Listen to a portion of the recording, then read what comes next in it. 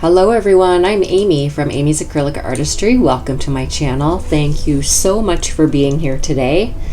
Today is the piece that I am going to be using my pigments, my JDiction pigments that I mixed in my previous video. If you want to see how to mix pigments to use for a Dutch pour or other fluid art, check out that video. I will link it up above. So I am using Mont Marte Black, Lamp Black as my base coat, and anyone who has used Lamp Black in their Dutch pours previously will know that it reacts in such a crazy way. It causes some really great lacing, some great effects, and this piece turns out really cool. I'm so happy with how the lacing turns out.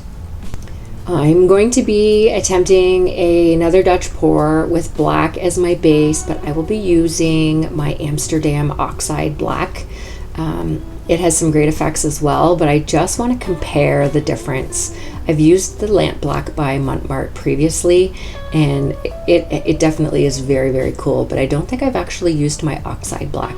So make sure that you subscribe to my channel and hit the notification bell so you can see that video, because it will be coming out very soon.